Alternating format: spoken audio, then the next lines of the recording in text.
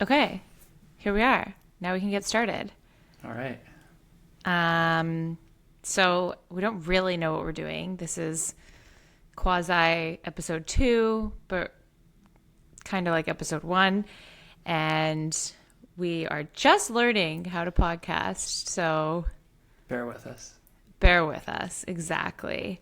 This is Mercedes, and I have my co host and also special guest today, Nico. also known as Nicholas Lightbody. On my birth certificate. So I kind of sprung this on Nico. He has been away for like, what, 10 days you were gone? Yeah, about 10 days. And I have had this idea while he was gone. He was away for a race, and I thought, what better time to record a podcast than when he returns from the race, and he can save all the juicy details to tell me about in this sort of long form discussion and chat about it, because I feel like I get to see all the ins and outs of like leading up to a race. And with this particular race, I actually wasn't there in person, which is a bit of a rarity. So it'll be fun to like hear about, what went down. And I just think maybe some other people would be interested too. So I thought, why not record it? Totally, I think it's a great idea. Can divulge a little bit more details and war stories that happened out there. Okay. So, let's kind of start at the beginning then. First of all, can you just say like what the race was that you did, and whereabouts it's located? And then, yeah, maybe if you want to kind of go into like why you chose to do this race. Yeah, so the race that I just did this past Friday was the Alpenglow 100K. It was the inaugural year of the event for Coast Mountain trail running events. So Gary Robbins' new alpine event. So they announced the event, I want to say in February, and at the time I was injured and not running at all. And I had this grand plan of doing Black Canyon, 100K, Gorge 100K, and then I would just train straight through to UTMB. And then I quickly realized that I wasn't on track to do any of those two races, and I wanted something to prepare myself for UTMB. And then this presented the perfect opportunity to go run around some mountains and, try a really long effort out and see how the body holds up, see how the nutrition holds up, and take any learnings from that and apply it going forward for the end of August. Yeah. And would you say like knowing Gary and his races, did that play into your choice to do this race at all? Like speak more about that.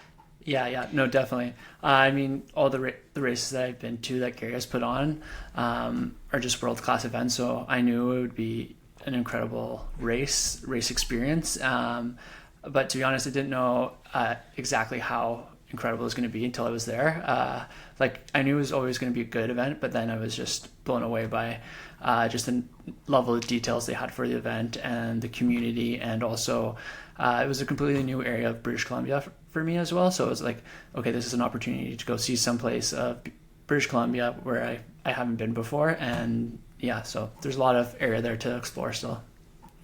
Yeah, okay. And maybe talk a little bit about the location and I guess that's my part of maybe why I wasn't able to join this time, because we definitely love to go to the same races. And this is like a constant struggle in our relationship of us both wanting to do the same races, and financially and time savings and being on the same training plan. There's all these reasons why it makes sense to do the same races, but then at the same time, it's logistically challenging to actually race the same race in terms of getting support and supporting each other. So we didn't do that this time, and that was partially because you wanted to go up earlier than the race, correct? And Yeah. and spend some time there and do some course recon. And yeah, I guess what I was getting at there was just that it's quite far away. It's northern Yeah, BC a bit. it's like it was a whole day to get out there. Like I caught the 7 a.m. ferry, was in Vancouver, and then it was another 7 hours drive all the way to Valemount. So it's a journey to get there. And so that's, yeah, for you it was like, okay, well, it's a long way to go, and then, with work and everything. But I really wanted to go check out the course, because one of the unique things about the race is the 100 kilometers starts at 9:30 p.m. And I would inevitably run a lot of it in the dark. And then I was like, okay, well, I would like to go scope out the course, know what I'm getting myself into, like technicality, terrain, but also to appreciate and experience some of the views that I wouldn't be able to get to see, that where I'd be running through the night. And also, during the race, you're just kind of, not head down, but you're not taking the time to stop, enjoy the views, and have a snack. So I kind of wanted to be able to experience that a little bit more. And you spoke highly of that. Every time we spoke, I think you talked about just the people that you would encounter, and like in the trail community, but also just, I think you said at the grocery store, or like the hotel people, like everybody was so kind, you said, right? Yeah, like everyone who I ran into at the town, yeah, like the cashier was just nice and chatty and like so welcoming. I got my haircut there. The barber, or pre-race haircut. Pre-race haircut. That done. It's the usual tradition for me, either week of. I couldn't squeeze it in before leaving, so I was like, okay, I'll get in Valemount. And Sherry, the barber there, she was running the 35K, so that was really cool. And she's 61 years old. She just got into running 5 years ago, so love that. That was just incredible to hear. And yeah, so everyone there was just super kind, welcoming, and they would always be like, oh, have you heard of this spot? And so then I go explore this trail, and then they gave me too many recommendations that I couldn't check out. So I was like, that's why I'm like, okay, there's a lot more to do around there. Okay. And the only really downside that you talked about was the mosquitoes. Oh, yeah. So my original plan was to just camp in the back of my truck and find a spot in the forest for about 8 days. And the first night I got there, I found a beautiful spot by the river. There was a picnic table. It was great. And then as soon as I crawled in the back of the truck, like mosquitoes were just everywhere. And then so I took care of all the mosquitoes in the truck. I made sure to plug every crevice that I could see. And then like 10 minutes later, like 3 more mosquitoes. And then I do the same thing. And then after an hour and a half of this, just repeating, I was like, I can't handle this. Like, I need to find a hotel. I was like, this is driving me insane. And so I found a hotel for a night, and then ended up just booking another one for the rest of the time. Sleep is precious for this guy. So he was not willing to spare a moment on that. But also, maybe this is 34 and sleeping in the back of your truck for a week leading up to a 100-kilometer race. Maybe we were just past that stage. I don't know. Maybe. I know. I would say I definitely learned that on this trip. And having a shower, having a fridge. I was luxuries. so much more comfortable, and it was worth the extra expense for sure. Yeah. Okay.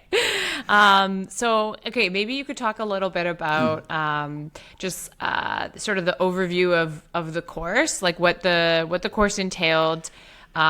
Distance was like, format, elevation, that kind of thing, and then start with that.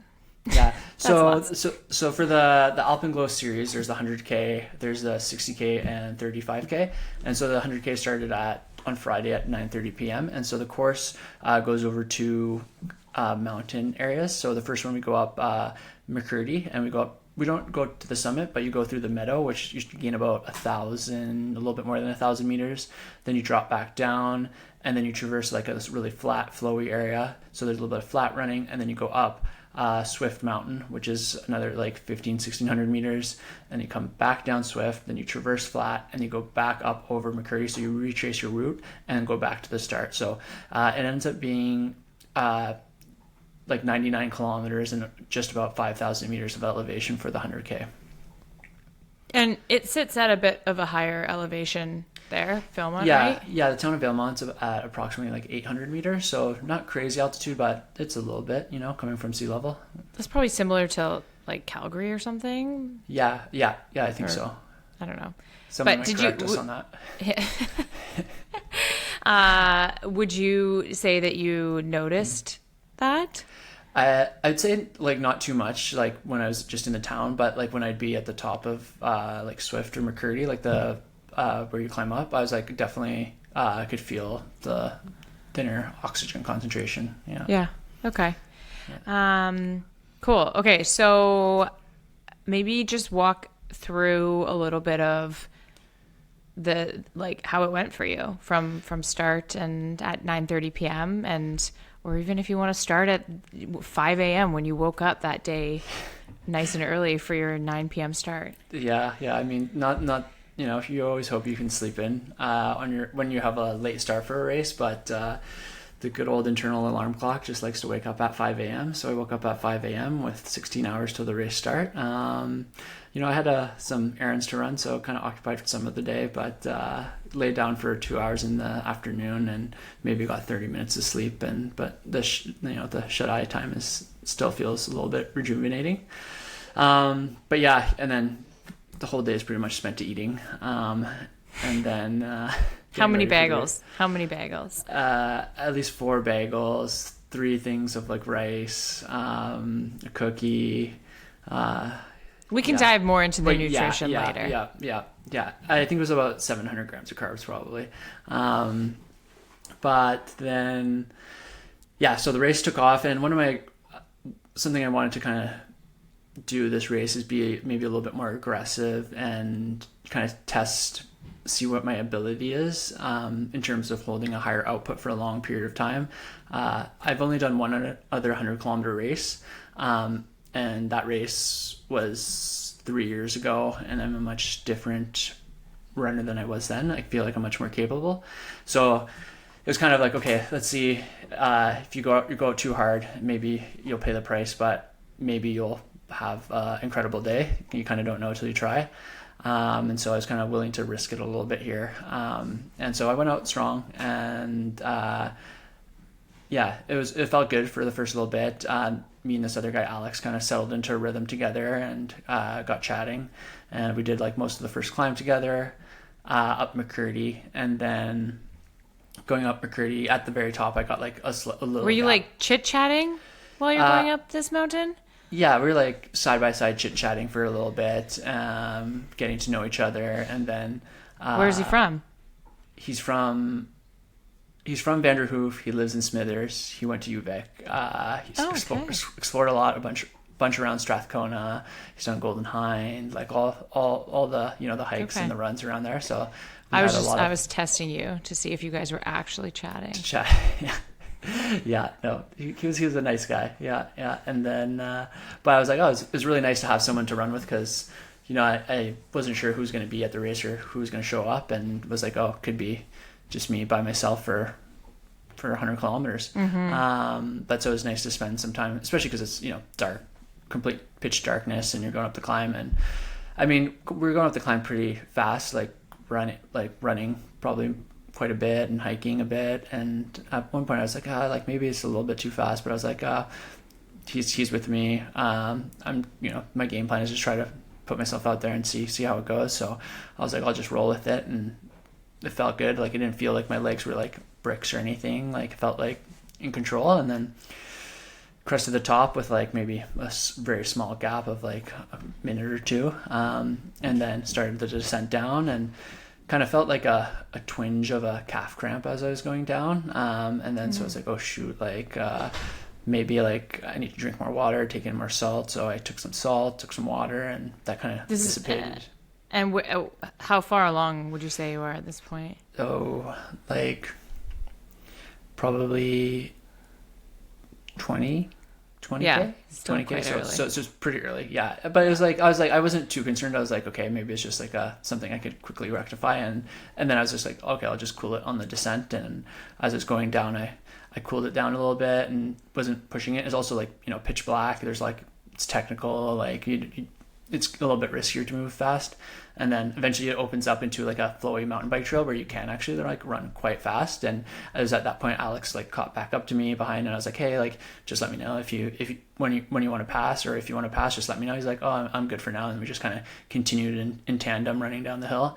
And then at one point we passed Gary, and he gives us both a high five, and then we keep going. Nice. And then not too long after, Alex is like, okay, I'll go by. I was like, okay, go ahead. And then I was like, I thought to myself, like, do I try to like just stick with them and like not let them get too far? But then I was like, I knew at the top, I lapped my watch at the top because I knew ballpark like what time I wanted to get. And I was like, I realized, I was like, oh, we're like 15 minutes faster than I was kind of like thinking we'd be at, or I would be at the top. So I was like, already, I'm like, oh, like I'm already feel like I'm in a really good position. Like if I just maintain this, so no sense in trying to catch them or trying to stick with them. It's like we're 25 into the race. Like we got a lot of distance to cover still. But was that like you lapping that time and sort of knowing, was that the only indicator to you that maybe it was a little bit high of an effort, or were you also paying attention to other indicators, I guess, heart rate or? Yeah, I was looking at my heart rate too, and my heart rate was like higher than it like usual. Like it was like definitely pushing above like probably what I would consider sustainable for myself. Okay. And I knew that at the time, but usually lots of times when I start a race, like my heart rate is just higher, and so I kind of chalked it up to like, okay, it's probably just a little bit higher just because of nerves and excitement, and maybe like in hindsight it was higher, but maybe it was also like not, it was still like too high, you know, and yeah, so I was paying attention to that, and then so I kind of focused on trying to drop the heart rate down, and because like it should settle eventually into like a normal range for me. Okay. Yeah. But yeah, then we continued down, and at the next aid station, when I went through, Gary's like, Alex is like 2 minutes ahead of you. I was like, okay, cool. And I refilled my stuff, kept going, and then after that aid station was a little bit of downhill, but then it just got really flowy, flat terrain. And the next aid station was the crew aid station. And when I got in there, Gary was there again, and he's like, Nico, what do you need? Like drop bag, anything from the aid station? I was like, Mom, Dad. And he looks around, he's like, they're not here. I was like, okay, I guess the aid station it is. Yeah, so wait, we have to double tap on this moment. Yeah. So your parents, shout out Ian and Linda, making the journey out to Valemount.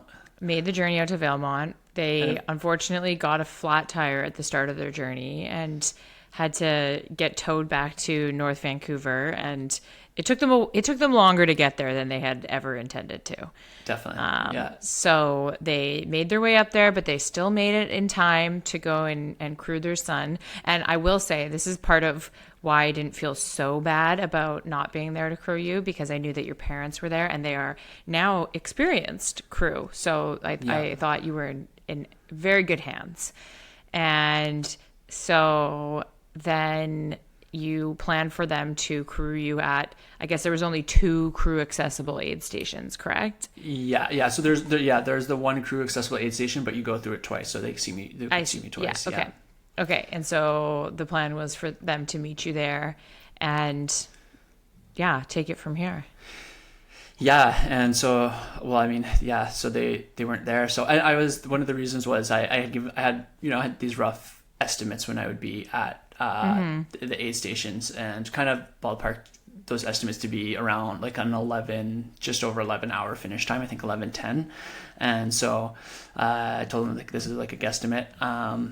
And so I was running ahead of my estimated times, and so I think I was there maybe 20 minutes earlier than anticipated. And so they were near the aid station. The parking for the aid station was a little ways away, but so they were in the car staying warm as I was going through.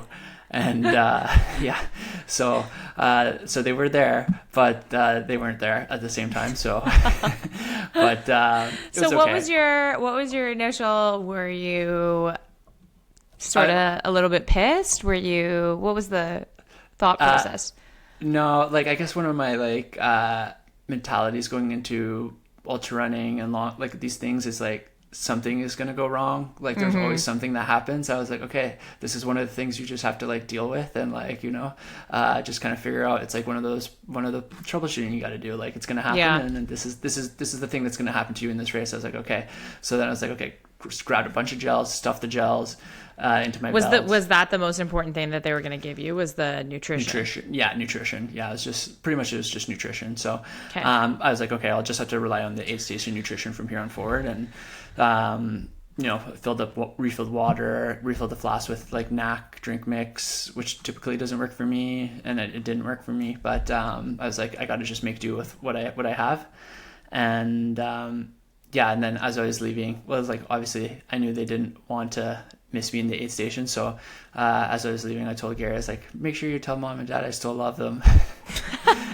Because I know they would feel bad, but I know like they would never mean to miss it. So it's just things happen. So it's racing, So, so that was the first curveball of the race. Yeah, and probably a good practice and lesson just in adversity, and like you said, not everything's going to go to plan, so you kind of just have to roll with it. Totally. I do feel like you take those things in stride a lot better than a lot of other people would, though. So maybe other people being me. Yeah. Okay, so you take all this nutrition that you haven't practiced with, good gut training, I guess. Yeah. And you carry on, and then what else happens?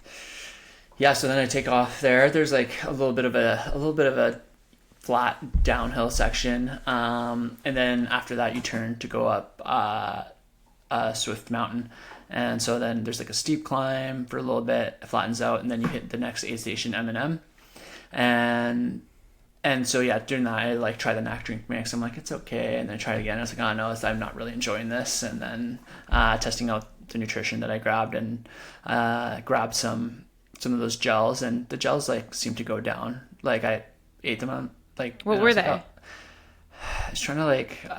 There's like some kind of maple syrup. I was like really trying to figure out the flavor, but definitely there's maple syrup involved. But I couldn't tell you much more besides that. I just tried to like slurp it down as. You don't know the brand? Possible. Oh, it was NAC. Oh, it was NAC. Okay, NAC, got it. Yeah. It was some kind of NAC gel. Okay. Their Boost line, I believe. But so I was like, okay, at least that's sitting well and going down. But like I think I probably definitely started to get a little bit more complacent with my nutrition at this point too. Kind of pretty much winging it. Like I'd still try to eat like on a regular basis, but it was just like wasn't probably as much as I had initially planned. And then once I got to the next aid station, I just like dumped out the rest of the NAC drink mix, and I was like, okay, we're just going like, I know Coca-Cola or pop would work for me. So I was like, okay, we're going cola in the flask, cause like that's easy calories to get in. Then this was the aid station. Like the cola wasn't, they just opened the cola to give it to me. And then, so as soon as they filled it up, like it just bubbled over with all the foam. And at the bottom was like, like so little, maybe like a quarter flask, and then they fill it up again, and then like it bubbles over, and there's like maybe a third of a flask. And this is where I did get a little bit impatient, because I was like, I can't just keep waiting for this like flask to fill up with cola. It's going to take forever. And so I left with like maybe like a not quite half flask of cola, and then another with water up the climb to the next aid station. And then also I was like, okay, I'm trying to like hunt down first place here. Like Alex is ahead of me. And I was like, this climb is like a service road. So it's like pretty mostly runnable. There's like definitely some steep sections, but I was like, I can move quickly up this. And so I was like, okay, I have made a concerted effort to push like going up to the next aid station. And then like you can kind of see a little bit further in stretches, and so I'd always look for a headlamp to see, but I could never see one. But I just like kept going, and eventually got to that next aid station at the base of Swift, and there just refilled the cola again. Were you not thinking like, where is this guy? Well, I was like, oh man, maybe he's like running really well. Like maybe he's like, like maybe he's putting more distance on me, and I'm like, okay, so, because he was descending way better than. Like he was descending better than me, but on the climb up McCurdy, I was climbing better than him. So I was like, okay, like if I can catch him, it would probably be on the climb going up Swift. Yeah. And then anyways, like keep climbing all the way up to the top. And one of the things on the way up is like my headlamp just like completely it just shut off. And then once it shut off, I was like, oh shoot. And like I took it off, took out the battery, put it back in, turned it back on, put it back on. And then like less than 2 minutes later, it just shut off again. And then, so I repeated the process, put the battery back in, but this time like the power button didn't work. Like it showed like no life. And I was like, oh, this is bad weird. Bad sign. Yeah, exactly. And then tried it one more time, nothing. And I was like, okay, well, it's like really steep and I need to be using my poles to kind of move forward. And it's like, I don't need that much light because I'm moving pretty slowly up this incline. Right. And so I was like, I was doing a waist light headlight combo. So the waist light kind of just illuminates closer to your feet, where the headlight you can like look out more into the distance, kind of see like better the flagging out further and kind of like where you're heading. But the waist light's like good for like what's immediately in front of you. So I was like, I can make do with the waist light to the top, and then I'll try again with the headlamp and fixing the battery at the top, because like the descending is where it would be a lot more useful. And anyway, so then it gets really technical, it gets really steep, like rocky. I get to the top, and then I'm like, the whole time I'm looking for another headlamp, looking for Alex, because I'm like, oh, he's ahead of me here somewhere on the mountain. It like becomes open and exposed alpine, and I'm like, I look ahead, I'm like, I can't see his headlamp, like he must be like at the top or something. And I eventually get to the top, and I never saw him. And I asked him, like, am I in first place? And they're like, yeah, you're in first place. And I was like, so confused. Like, it was like, what happened? Like, and I was like, I just like was pushing so hard to get up here. And I was like, I've been in first place the whole time.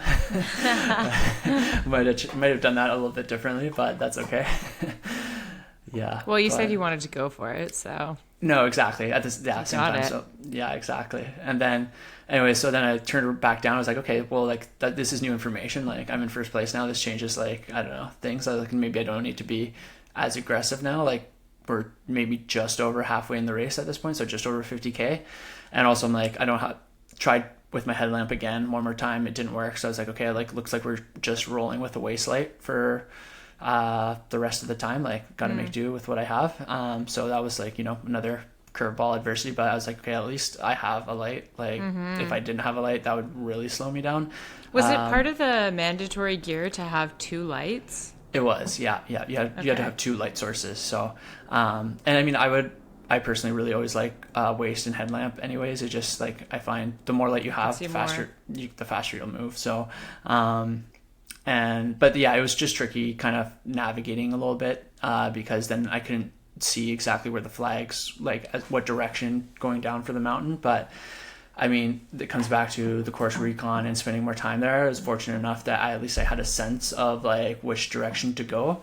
So that actually became like way more useful and pivotal to have done it like twice beforehand, because then I like, okay, because it could just be easy, like, oh, the trail will turn, but like if you don't see that flag in the distance, you're not going to know to turn that way. But I at least had an idea of like, okay, where does the route go? Yeah. So I would have struggled, is what you're saying. You would have been like off the side of the mountain. Yeah. Yeah. But so then I'm like heading down the really steep technical area, and so now I'm like, okay, where is second place? Like, where's the person behind me? And anyway, so I'm going down, and then I reach these two lights, and I'm like, oh, this is like second place. And there's, oh no, it was like the camera crew people that were heading up for the documentary to the top of Swift. So I was like, and they're like, oh, sorry, yeah, we're not racers. I was like, oh, okay, like, and so I was like, okay, I still got some more time. So I kept going down a little bit more, and then it was pretty close till I got to the next aid station where I ran into another person. And so I was like, at that point I was like, pretty sure I had like almost an hour lead on the second place person. So I was like, okay, this is like, I'm in a good spot. Like the race is in my control. And yeah, got back to the aid station, kind of like where it becomes a service road, and then it becomes really runnable. And like the light is like just starting to, like the sunlight or like daylight is just kind of starting to break a little bit. Like I can see it. So I'm like, okay, this is great. Like, and then my waist light starts to blink, like, oh, low battery. So I'm like, oh, great. Like, but I was like, kind of perfect timing, because now I'm on this non-technical service road. And so like I turned the waist light to like the lowest illumination setting. I was like, okay, I just need to like use this light to get me like to the bottom. And hopefully like by the time I get to the bottom, like it'll be full daylight and I don't need another light. And worst case scenario, like at the aid station, my parents would have an extra headlamp for me. Right. But yeah, so it was then I just like kind of, I was running like decently fast downhill. I still felt quite good. And then at this point, it's like an out and back. So you're passing people and everyone's like, yeah, go, go, cheering each other on. And good vibes. Exactly. And then once it got to the aid station that was like partway down, I got there and they just kind of like look at me and they're like, you're back already? Like, they're like not expecting anyone to come through the other way. And anyway, so they filled me up with more cola, and then I get going, and then finally get back to the aid station where I see my parents. Okay, and then were they were on it this time? They were on it, yeah. We had rehearsed like the aid stations. We had talked about it in the morning, and then we had rehearsed it in the evening. So they knew exactly what their role was. Yes. Yeah. Anybody who's traveled to a race with you will know that the crew rehearses multiple times prior to. Definitely. Yeah, get it dialed in. So, and I'm trying to keep it as simple as possible for them, so it's not too complicated. But there's a couple steps to do. But and then at this point too, if it involves a whiteboard, it might be too complicated. Okay. FYI. Yeah.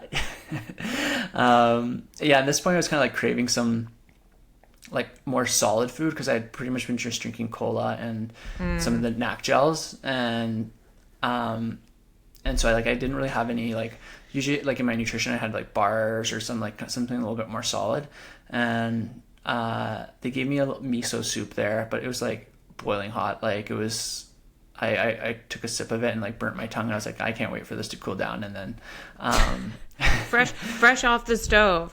Fresh off the stove, yeah. And it's interesting too because there's people at that aid station that were just starting their journey up Swift.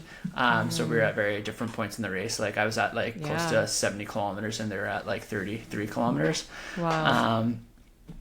So everyone was super nice there. Yeah, my parents were on it, and then I took off from there, had all my nutrition, and then ironically enough, like the Never Second nutrition, that like the drink mix I had in my bottle, just like drank some of it, and it just like did not sit well with my stomach, and then that was the point where like my stomach started to like not feel super great. Maybe it was all that cola. Does not mix well with cola, maybe. Yeah, I know. I should have like stuck to the cola. I was thinking I should have just like kept with the cola or the pop instead. But yeah, so I did that. I took a couple sips, and I was like, my stomach just like started to revolt, and I was like, okay, no more of that. Like, let's do a gel. And then I think I probably chose the worst gel, just like a caffeinated espresso one. That's I know the worst one. I know you don't like those ones, so I usually like those ones, but like that one also did not sit well in my stomach. I'm not European. No. Yeah. Anyway, so there's just like two things I put in my stomach back to back that just were like, no. And then there's like, it was flowy for a bit, and then there was like a really steep kilometer where it just felt like I was moving a snail's pace up, and I think like this point, like I was definitely not getting a lot of calories in, and it went from like this really steep, just like leaning on my poles, and then eventually went to like this really flowy mountain bike trail where it's like, okay, like you should be running this, and I kept like having to be like, okay, Nico, like you need to run this, like this is runnable, like you should have to run. And then I'd be like, okay, I'll run, and then started running, and then it would get a little bit steep, and I'd like lean on my poles and then be like walk a bit, and then it'd be like, no, you need to run this, run, and then I'd run again, and then it'd just be like that, like the whole climb up to the next aid station. And is that because you were just like not motivated to move faster? Your body was kind of hurting, or what was like that? my body was hurting, like my energy just like didn't feel like, I felt like I didn't have a lot of energy, and like my stomach just didn't really want to take anything in. So I was like, okay, I'm not in a good spot right now. And I know I have a solid lead, but I need to try to right the ship a little bit, because right now it's sinking. And I was like, my focus was just get to the next aid station. And at that point, I'm like while I was running, I was like realizing like, okay, like what's been working for me really well this whole time? Coca-Cola. And so I got to that next aid station, and then I like filled 2 flasks with Coca-Cola. I drank another flask while I was there, and then and then I had like another steep climb up to the top, back up over McCurdy. And then slowly, like I felt maybe like a little bit of energy coming back, and it was like, and at this point it wasn't like a runnable grade anymore. It was like steep, like hiking, and I was like fully welcomed it. I was like, okay, good. Like I know I shouldn't be running this. Like hiking is fine. Like this is perfect. Yeah. I felt justified in my hiking. And slowly then I like try to convince myself like, you're getting more energy, like you're feeling better now, like the Coca-Cola is working. And I wasn't sure if it actually was, but I was like just trying to like convince myself. And then I was like, The body hears everything the mind tells it. Exactly. I think you told me that before the race started, right? Yeah, I heard that. I think it was Helen Mino Faulkner that I read, that she was like quoting somebody that told her that before a race, and I really like that. Totally. Yeah. It's like if you just put it out there, you're like, yeah, like I'm like feeling better, like I'm like well, because I'm like also like taking calories, like I'm gonna feel better, like this is gonna like, you know, mindset. Exactly. And like and I think to a certain extent, like both of it was happening. Like I was gaining a little bit more energy, and I was like able to at least like keep moving, like okay. But yeah, and then eventually I kind of get back like up to the aid station, just below the crest of like the climb, which is like this beautiful cabin on McCurdy, and then fill up with more cola, grab a couple more gels, and then also like the Never Second gels are sitting well with me too. So I was getting in a lot more food, and yeah, eventually got to the summit, and the summit there, and it was like daylight now. I can't remember what time it was, probably like 6 a.m. And like Mount Robson, the highest peak in the Canadian Rockies, was like just like smack dab right in my face, and it was just like so beautiful. And I was so that was probably like the highlight.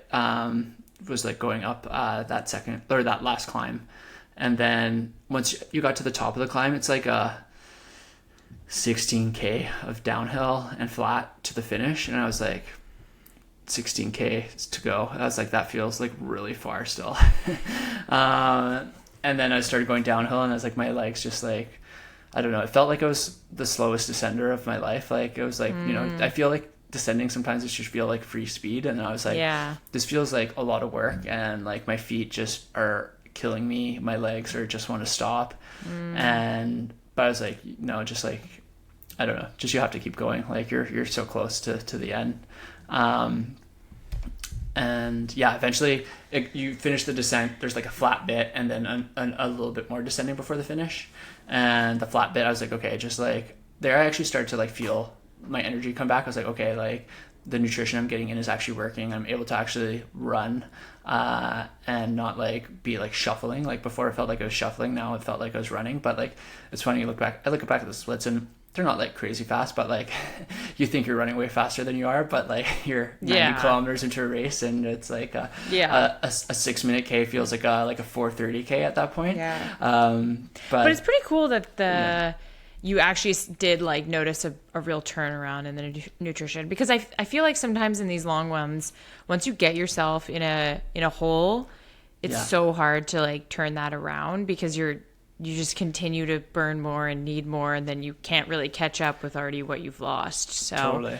I think it's a good lesson too, that it can turn around there, right? Like you just got to keep forcing it in, I guess. Exactly. It's like one of those things. It's like, okay, you just gotta, what you're doing, it's like you got to figure out what's not working, take that out of the equation, and then figure out what's been working for you, and kind of just double down on that.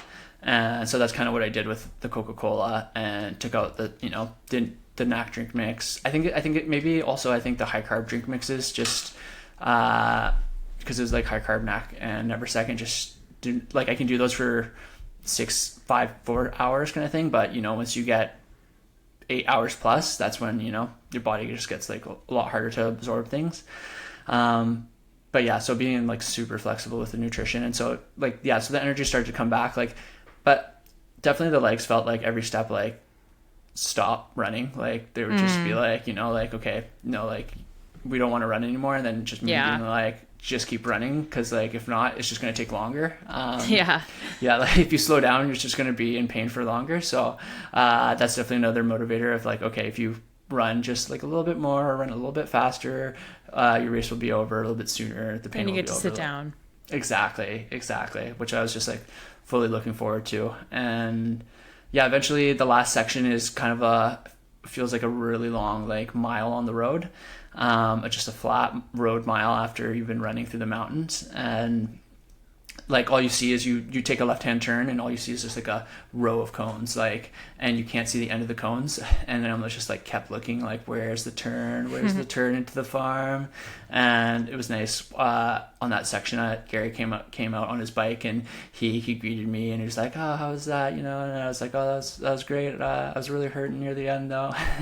And then we kind of just chit chatted for a bit, and it was nice because it made like half of that road section go by without me like just looking at my watch every couple 100 meters. And then eventually he's like, okay, I'm gonna take off, meet you at the finish line, and let you have your moment. And then Gary's the coolest. He's the best. He's just so awesome. And just like, and like he like the way he greeted me at the finish line, he greets every person that crosses the finish line with just like huge smile, huge hug. And whether you won the race or you're the last person there. Exactly. He's there with the same energy, and it's just like so great. So crossed the finish line, got a big hug from Gary, big hug from my parents, and it was a relief once I was done, for sure. Yeah That's so cool. And I was thinking as you were talking about this sort of like hitting a wall, slowing down, sort of not a big desire to keep running, like how would that have played out differently? I wonder if you had more competition a bit closer to you.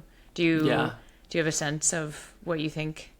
Like, I guess like you'll never be able to say, right? But it would just be interesting, like if you could have.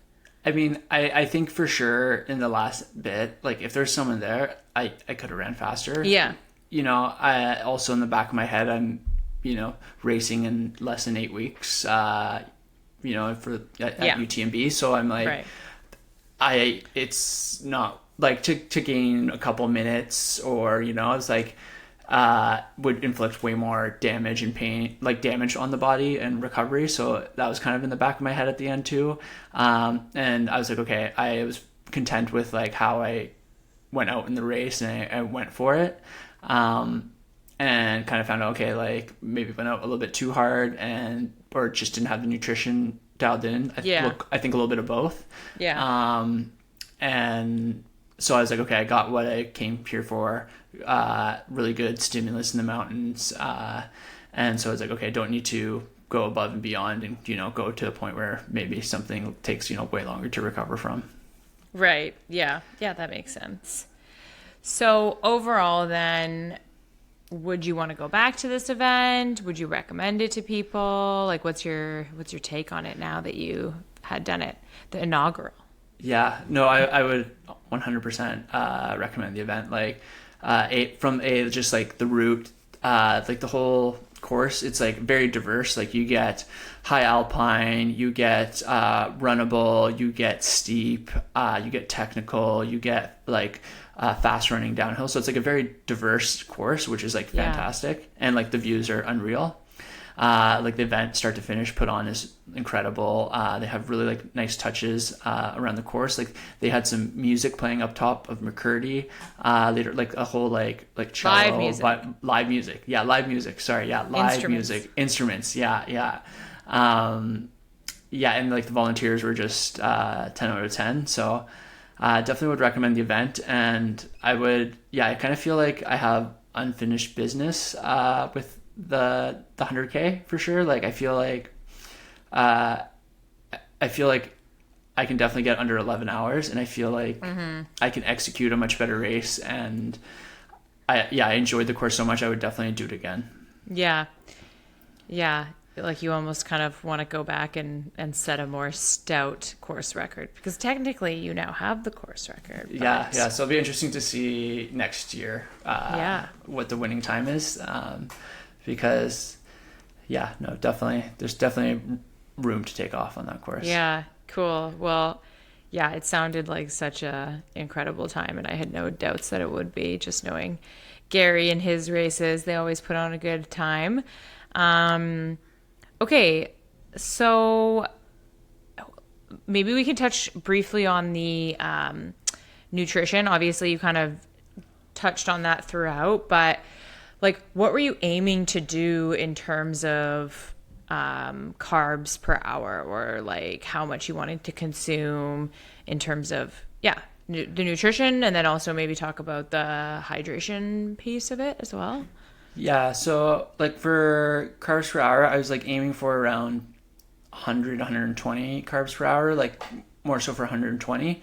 And then I kind of downshifted. I had planned to like take about more, just like 90 when I was at higher altitudes.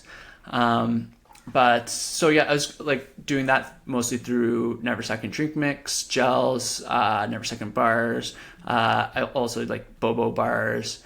What else would I eat? Shout out Costco. Shout out Costco Bobo bars. But also Never Second. We love the yeah. Never Second stuff. Yeah, the gels, like lots of like diverse flavors that go down easily. I've been using gel flask where I just put 3 gels in one flask, and it's just super convenient to to take in. So like I was doing that for the first third of the race, and everything was going well. One of the things I like to do is when I'm climbing using my poles is really just easy to do the drink mix from the bottle, because then I don't have to use anything with my hands. Right. And then so hydration also, I was probably trying to get in around a liter an hour, sometimes a little bit more. And definitely like that first climb, I was probably like 1.5 liters an hour. And I used a filter. Cold. Yeah, it was like, it was maybe like 15. Yeah. 16. Overnight, wasn't it like 5 degrees? Yeah, overnight, but like not when we were going like when we first started, because like the day, like during the day it was like pretty warm. Okay. So, but yeah, the low ended up being at like 4 or 5 a.m. actually. But so like when we were climbing at like 10 p.m. it was like it wasn't like cold, but it wasn't toasty. But I have a pretty high sweat rate, so I did do 2 stream fill ups. I just used like the filter flask, and that's one of the reasons for scouting out the course too, is like I knew where the streams were, and so then I would strategically not fill up as much water at the aid stations. Wow. But so that was the nutrition plan. So it didn't actually pan out that way. But yeah. Then do you know what it ended up being? Like, do you have a rough idea of how many carbs per hour it ended up being? You know what? I have no clue. My guess would be like a flask of cola is like 45-ish.